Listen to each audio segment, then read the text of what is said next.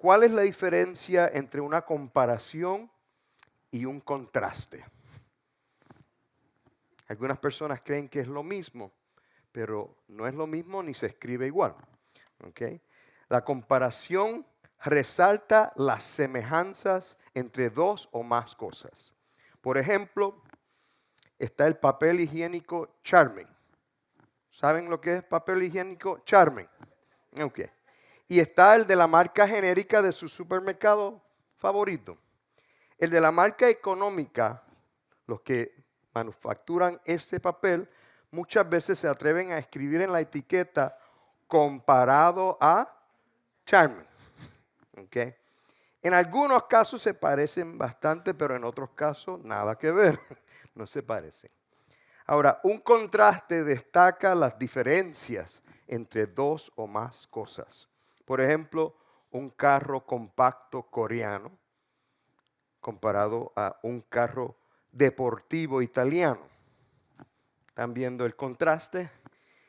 Las diferencias son marcadas tanto en rendimiento, pero también en el costo de un Lamborghini con un Hyundai. Okay. Por ejemplo. En resumen, familia, comparar es igual que buscar en qué se parecen, pero contrastar significa señalar en qué se diferencian. Hoy vamos a mirar con detenimiento una escena profundamente humana, pero divina a la misma vez. Y es la negación de Pedro y el primer juicio de Jesús ante las autoridades romanas. En este pasaje encontramos temor de parte de Pedro, encontramos traición de parte de Judas, pero en contraste a eso vemos la valentía y sobre todo el cumplimiento del plan redentor de Dios a través de su Hijo Jesucristo. Amén. Que el Señor nos dé oídos para escuchar, ojos para mirar y corazones dispuestos a responder a su palabra hoy. Amén. Les pido que se ponga de pie si usted puede. Vamos a leer del versículo 15 al 32. Eso es bastante. Aquí nos encanta leer juntos. Si usted desea, puede también leer conmigo. Dice así en el nombre del Padre, del Hijo y del Espíritu Santo. Simón Pedro seguía a Jesús y también otro discípulo. Este discípulo era conocido del sumo sacerdote y entró con Jesús al patio del sumo sacerdote. Pero Pedro estaba afuera, a la puerta. Así que el otro discípulo, que era conocido del sumo sacerdote, salió y habló a la portera e hizo entrar a Pedro. Entonces la criada que cuidaba la puerta dijo a Pedro: ¿no eres tú también uno de los discípulos de este hombre?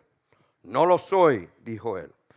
Los siervos y los guardias estaban de pie calentándose junto a unas brasas que habían encendido porque hacía frío. Pedro también estaba con ellos de pie calentándose. Entonces el sumo sacerdote interrogó a Jesús acerca de sus discípulos y de sus enseñanzas. Jesús les respondió: yo he hablado al mundo públicamente, siempre enseñé en la sinagoga y en el templo, donde se reúnen todos los judíos, y nada he hablado en secreto. ¿Por qué me preguntas a mí? Pregúntale a los que han oído lo que hablé. Estos saben lo que he dicho. Cuando dijo esto, uno de los guardias que estaba cerca dio una bofetada a Jesús, diciendo: ¿así respondes al sumo sacerdote? Jesús le respondió: si he hablado mal, da testimonio de lo que he hablado mal. Pero si hablé bien, ¿por qué me pegas? Anás entonces lo envió atado a Caifás, el sumo sacerdote. Simón Pedro estaba de pie, calentándose, y le preguntaron: ¿no eres tú también uno de sus discípulos? No lo soy, dijo Pedro, negándolo. Y uno de los siervos del sumo sacerdote, que era pariente de aquel a quien Pedro le había cortado la oreja, dijo: ¿no te vi yo en el huerto con él? Y Pedro lo negó otra vez, y al instante cantó un gallo. Entonces llevaron a Jesús de casa de Caifás al pretorio. Era muy de mañana y ellos no entraron al pretorio para no contaminarse y poder comer la Pascua. Pilato pues salió hacia ellos y dijo: ¿qué acusación traen contra este hombre? Ellos respondieron: si este hombre no fuera malhechor, no se lo hubiéramos entregado. Entonces Pilato les dijo: se lo pueden llevar y juzgar conforme a su ley. A nosotros no nos es permitido dar muerte a nadie, le dijeron los judíos. Esto sucedió para que se cumpliera la palabra que Jesús había hablado, dando a entender de qué clase de muerte iba a morir. Oremos. Señor, venimos ante ti esta mañana, este día. Acudimos a ti, Espíritu Santo, a que nos dirijas, a que nos ayudes a escuchar, a captar lo que se va a predicar en el día de hoy, que lo podamos entender, comprender y que lo podamos aplicar primeramente a nosotros. Y que cuando salgamos de aquí, sea esta tarde o durante la semana, que nos topemos con otras personas, Señor, que estemos listos, estemos prestos para compartir este mensaje con otras personas. Es siempre nuestra oración y lo pedimos en el precioso nombre de Jesús. Y el pueblo de Dios dice: pueden tomar asiento. Estoy seguro que cada uno de ustedes, o la gran mayoría, han visto una película, ¿okay? Ya sea en el cine o en la casa. Y hay un estilo de película donde hay múltiples historias sucediendo a la vez, ¿no? A veces son 2 tramas, 3, 4 tramas, y te enseñan un pedacito aquí, y luego vienen y te enseñan aquí, y van al próximo y regresan al otro, y van adelantando poco a poco. El apóstol Juan, en esta parte que estamos leyendo, está siguiendo un patrón similar, porque empieza hablando de Pedro negando, niega una vez y después lo lleva a Jesús siendo juzgado por el sumo sacerdote, y luego regresa que mueven a Jesús y se lo llevan a Pilato, y luego vemos la última negación. Le traigo eso a colación porque a veces leemos y perdemos el hilo del contexto en lo que está sucediendo. El tema de hoy, o el título que le puse, es valentía y cobardía. Empecé hablando sobre contraste. ¿Hay algún contraste entre valentía y cobardía? Por supuesto, son opuestos. Y leímos ahí en la historia de Pedro, pero Pedro no es la única persona en este pasaje que vamos a considerar en el día de hoy. También vemos a los sacerdotes, vemos a un guardia, ¿okay? Vemos a Pilato dentro de todo este contexto. Incluso vemos a Juan, que nunca se menciona a él mismo, pero él es el que dice, el discípulo que conoce al sumo sacerdote. ¿Okay? So, Juan también está en este contexto. Mi idea central esta mañana es que cuando la valentía titubea, la verdad permanece. Lo vuelvo a decir, cuando la valentía titubea, la verdad permanece. Algunos de ustedes quizás tienen el boletín. Allí hay unos espacios que usted puede llenar también. Hoy estamos, por cierto, bueno, lo digo al final. Tengo 2 puntos y quiero decirle que a veces cuando digo que tengo 2 puntos, algunos dicen va a predicar menos. No quiere decir que voy a predicar menos, ¿ok? Solo que los 2 puntos son más largos. Mi primer punto en esta mañana es la debilidad humana. Leímos en el versículo 15 que Simón Pedro lo seguía y también otro discípulo. Ese otro discípulo ya sabemos que es Juan. Pero Pedro estaba de pie a la puerta afuera. Una de las maneras de resaltar a Jesús es establecer un contraste con otra persona. En este caso, el apóstol Juan está haciendo un contraste ¿con quién? Con Pedro, su compañero de ministerio. Él lo está comparando con Jesús. Y es mucho más que una comparación, es un contraste. Al hacer este contraste, Juan nos confronta con la realidad de que hay alguien mucho más grande, mucho más potente y mucho más leal que nosotros. Y ese, por supuesto, es Jesús. Hay varios contrastes en este pasaje. podemos también ver el poder y la autoridad y la gloria de Jesús, aún en medio de este momento tan difícil que Jesús está pasando. Cuando hablamos de la debilidad humana, es importante mencionar lo que es humanismo secular. ¿Alguna persona ha escuchado ese tema, ese concepto de humanismo secular? Esta es la posición filosófica que enfatiza el razonamiento humano, la ética y la importancia del potencial humano. Y por supuesto también es una posición atea. Rechaza la existencia de un ser sobrenatural y niega la intervención divina en asuntos de la naturaleza. Si usted fue a la universidad, lo más seguro usted estudió alguna clase de filosofía y siempre quieren poner en alto al ser humano y lo quieren poner como lo más importante. Y por eso le llaman humanismo. Pero hoy vamos a ver que el ser humano es capaz de hacer muchas cosas, muchas buenas, pero también muchas cosas que no son buenas. Y estoy seguro si alguien viniera aquí a dar un testimonio, le puedo preguntar, ¿alguna vez usted ha hecho algo malo? ¿Alguna vez usted ha mentido? ¿Alguna vez usted se ha robado un dulce? ¿Okay? Y puede ser, aparentar como es algo sencillo, pero no, todos somos capaces de hacer algo horrible. ¿Por qué? Porque somos humanos. Y la filosofía del humanismo secular quiere solamente resaltar lo bueno. Pero somos creados ¿a qué?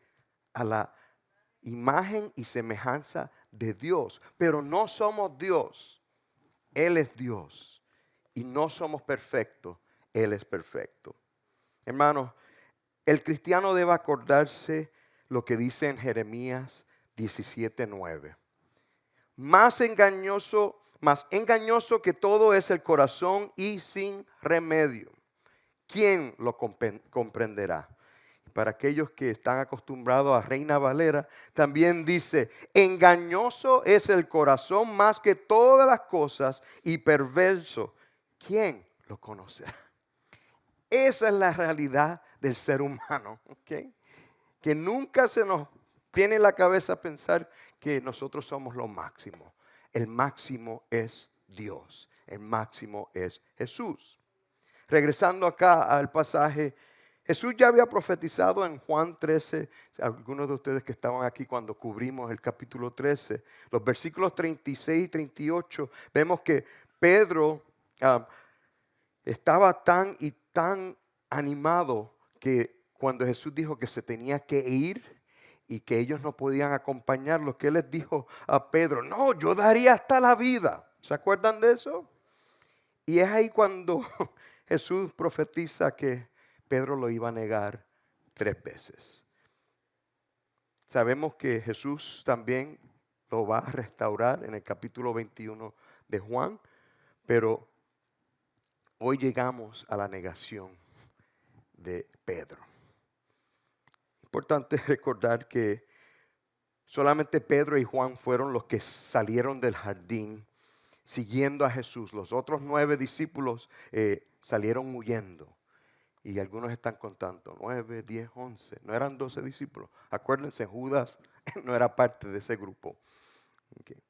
Es importante acordarnos también que nosotros como humanos tenemos fortalezas, pero tenemos ¿qué? Debilidades. Podemos hablar bastante de la debilidad humana, especialmente ya que nos podemos relacionar con la experiencia que vivió Pedro. Y hoy quiero hacer 3 señalamientos con relación a la debilidad humana de Pedro, que puede ser también nuestra debilidad. Tengamos claro, mis amados, que nosotros de seguro reaccionaríamos de la misma manera como hizo Pedro cuando le tocó. Número 1, Pedro siguió a Jesús, pero a la distancia. Pedro tenía valentía, ¿no?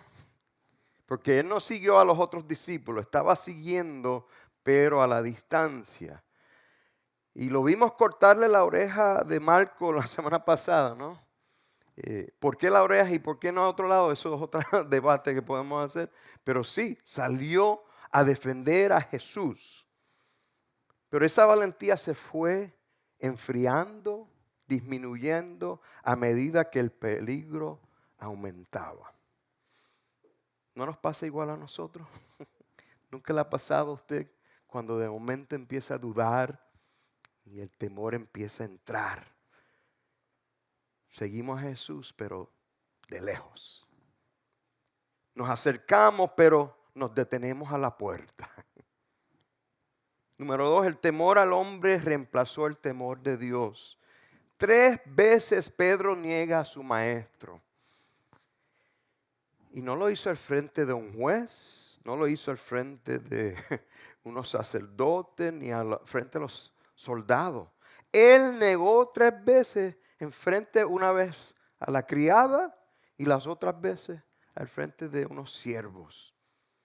El miedo al qué dirán, al rechazo, al sufrimiento, muchas veces nos hace callar cuando deberíamos que hablar en voz alta. ¿Por qué será que eso no sucede? Porque somos humanos. Amén. Ahora, número 3, aún en nuestra debilidad, Dios es fiel. Qué buena noticia es esa. Aunque Pedro cayó, Jesús no lo desechó. Y vemos, y lo vamos a ver de aquí a una semana en Juan capítulo 21, que el Señor lo restaura. Esto se llama gracia. No somos salvos por nuestra fidelidad. Somos salvos por la fidelidad de Jesús. Que nunca se nos olvide ese caso, ese asunto. Mi punto número 2 esta mañana es que hay algo que se llama justicia humana. Hay un contraste entre la justicia humana y la justicia divina. En este pasaje vemos que Jesús es llevado primeramente al sumo sacerdote, es interrogado con relación a sus discípulos y sus enseñanzas, y Jesús les contesta en una manera muy asertiva de que todo lo que él había hecho, que todo lo que había dicho, lo había hecho ¿qué? En público. Él nunca se estaba escondiendo. Leímos ya y lo vamos a leer de nuevo, versículo 21. ¿Por qué me preguntas a mí? Pregúntale a los que han oído lo que hablé. Estos saben lo que he dicho. Y versículo 22. Cuando dijo esto, uno de los guardias que estaba cerca dio una bofetada a Jesús diciendo, ¿así respondes al sumo sacerdote? Qué poco sabía ese soldado, ese guardia, que él estaba haciendo. Él supuestamente se creía que estaba haciendo respetar al sumo sacerdote y le estaba bofeteando al máximo sacerdote de todo el universo, a Jesús. No lo sabía, no lo entendía, ignoraba ese detalle. Curiosamente, esta reacción del guardia fue profetizada en Miqueas 5, usted lo puede buscar en el versículo 1. Y qué irónico que el guardia bofeteó a Jesús. No sabemos de ese guardia si más adelante vino a conocer lo que hizo, pero como decimos en Puerto Rico, la ignorancia es atrevida. No sabía lo que estaba haciendo. Versículo 28 dice, llevaron a Jesús de casa de Caifás al pretorio, pero ellos no entraron para poder comer la Pascua. Ironía de ironía. Cuán hipócritas podían ser estos fariseos, ¿okay? Que estaban tramando la muerte de una persona totalmente inocente, Jesús, pero no quieren entrar allí en el pretorio para no contaminarse, porque querían comer de la Pascua. Eso se llama hipocresía religiosa. Lo repito, hipocresía religiosa.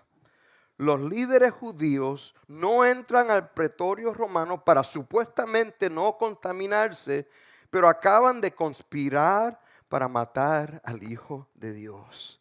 Qué fácil es guardar formas externas mientras se tiene el corazón oscuro, lejos de Dios. No importa la religión, usted puede hacer ir por todos los pasos. Incluso los fariseos hacían muchas cosas buenas, pero estaban tan lejos de Dios, porque lo más importante para ellos era ellos, y luego de ellos, ellos y ellos. Vemos otra cosa aquí, la cobardía política. Pilato sabía que Jesús era inocente, él lo tenía muy claro, pero no quiso enfrentar la presión. Él representa la justicia humana, que es muy influenciable, muy pragmática, sin temor de Dios, prefiere lavarse las manos antes de pararse por la verdad. Nosotros vivimos en unos tiempos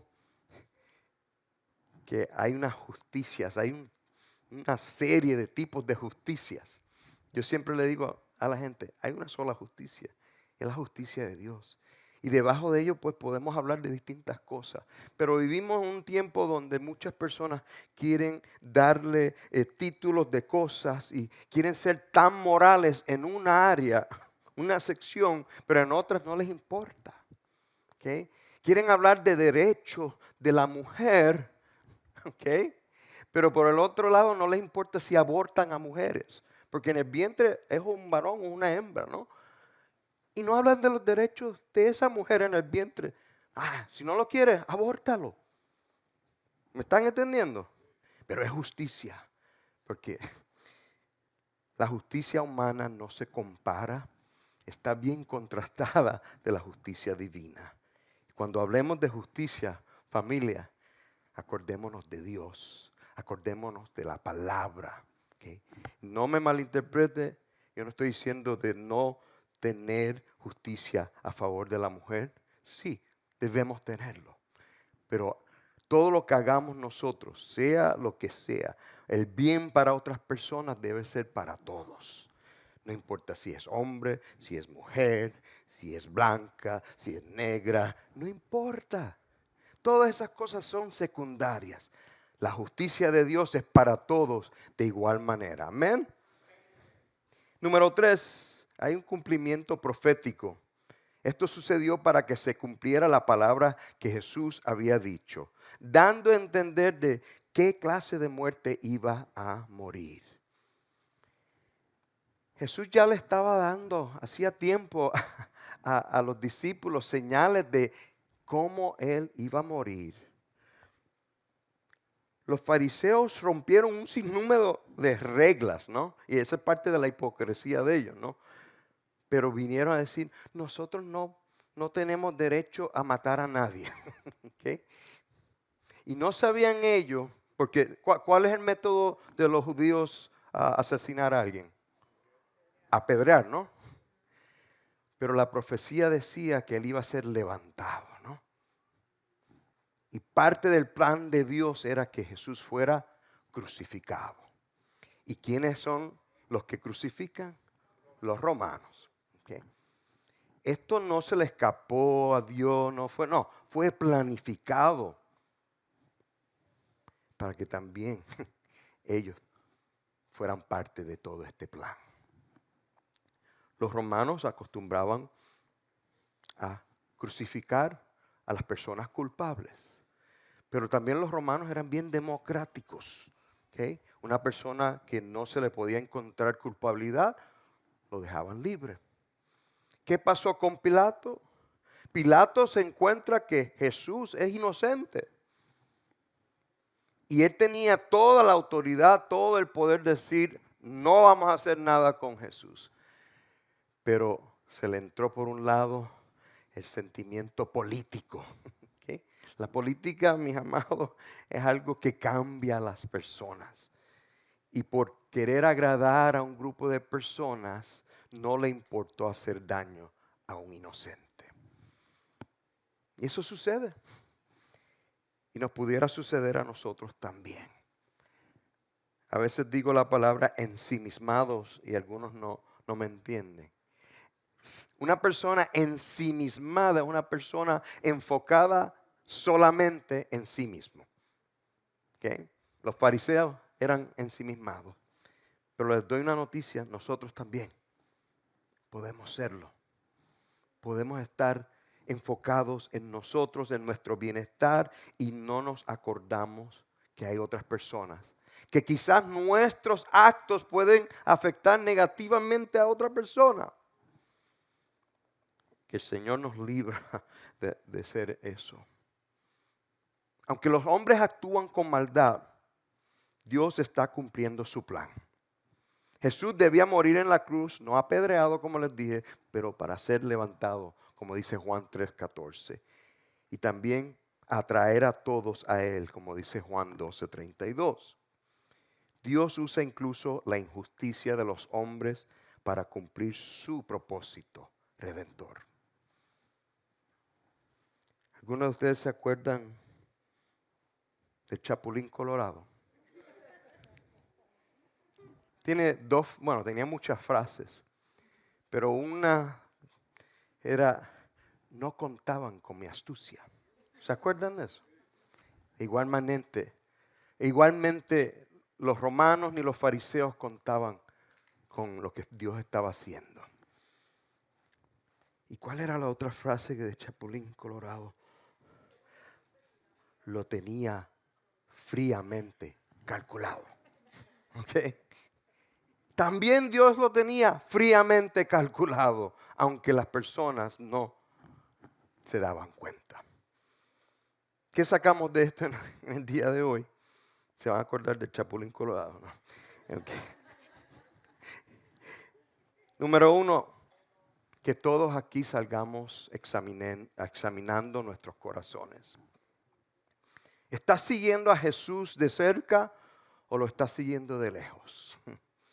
¿Te estás callando ante el mundo por miedo o por vergüenza? ¿O estás hablando en voz alta? Número 2, no confíes en tu fuerza, sino en la gracia de Dios. Pedro nos muestra que incluso los más valientes, los más bocones, pueden caer. Pero Cristo restaura. Si lo has negado, si le has fallado, vuelve a Jesús. Él quiere restaurarte. Él no te rechaza. Jesús te recibe con sus brazos abiertos, igual como los tuvo en la cruz. Y quiere usarte para su gloria, para su reino. Número 3, Dios reina sobre todo. A veces se nos olvida eso. Que Él es Rey de Reyes, Señor de Señores. Aunque parezca que la injusticia gana, Dios está obrando. Jesús fue entregado a Pilato, pero no fue vencido. Jesús fue juzgado, pero en realidad Él estaba allí tomando nuestro lugar. Y para eso debemos estar eternamente agradecidos, porque a nosotros nos tocaba esa cruz. Número 4, el plan perfecto de Dios siempre, y lo repito, siempre se cumple. A pesar de no entender todos los detalles de lo que Dios está haciendo, es necesario descansar en Él, seguros de que Él sí sabe lo que está haciendo y aún más, Él sabe cómo lo está haciendo. A nosotros nos da curiosidad, podemos orar, tener fe, pero nos pica como la curiosidad. ¿Y cómo lo va a hacer? No nos toca. Hay que descansar. Y podemos decirle, Señor, no tengo idea cómo lo vas a hacer, pero voy a confiar que tú lo vas a hacer. Amén. Empecé diciendo, cuando la valentía titubea, la verdad permanece. Llévese eso en esta mañana. A veces tambaleamos en nuestra fe, a veces dudamos y es parte de ser humano. Iglesia, la valentía de Pedro tambaleó. La justicia de Pilato falló. Pero la verdad del Evangelio permanece para siempre. Jesús fue entregado para que tú y yo fuésemos liberados. Hoy el mismo Señor que miró a Pedro tras su negación, dice otro evangelio que miró hacia Pedro cuando negó, nos mira a nosotros también. No con una mirada de condenación, sino una mirada de amor, con compasión y un llamado sincero al arrepentimiento.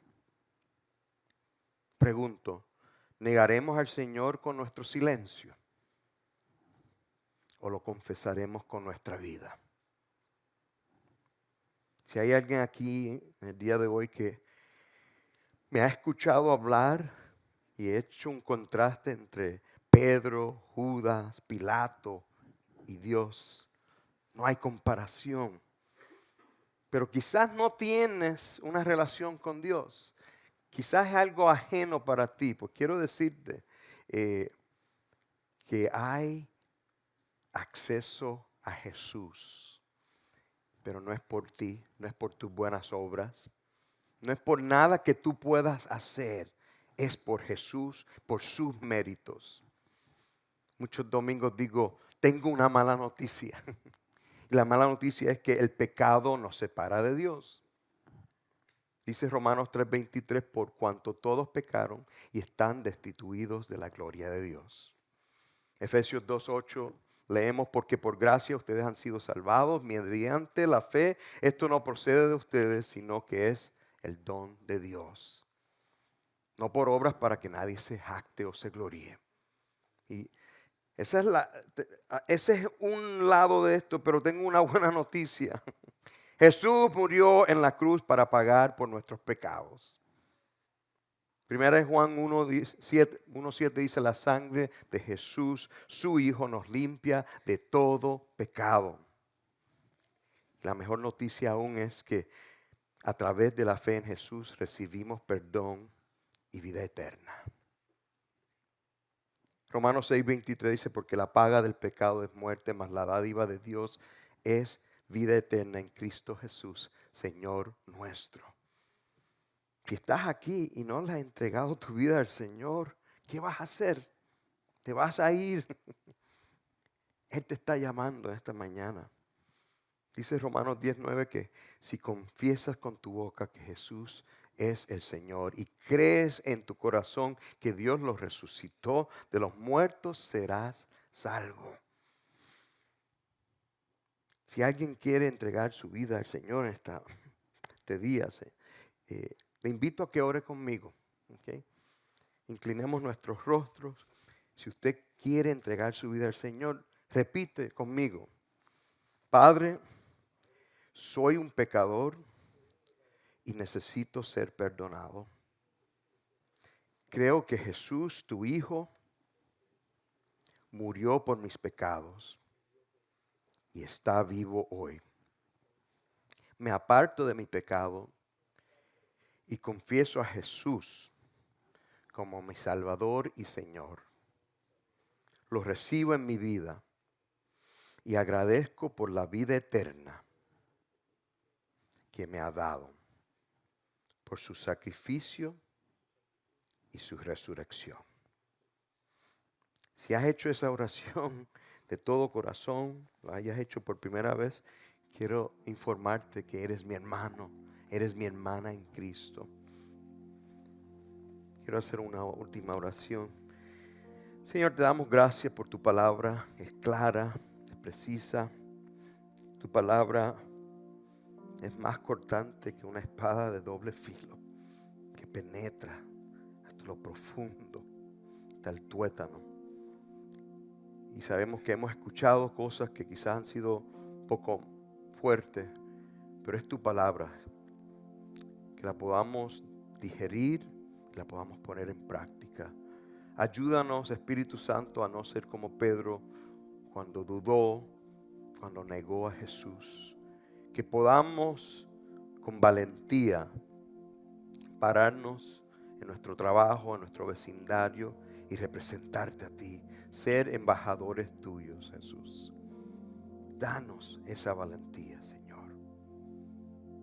Y que tampoco seamos como Pilato cuando tengamos la oportunidad de hacer justicia divina basada en tus escrituras, Señor. Que lo podamos hacer para tu gloria y para tu honra. Pedimos todo esto en el precioso nombre de Jesús. Amén. Pongámonos de pie.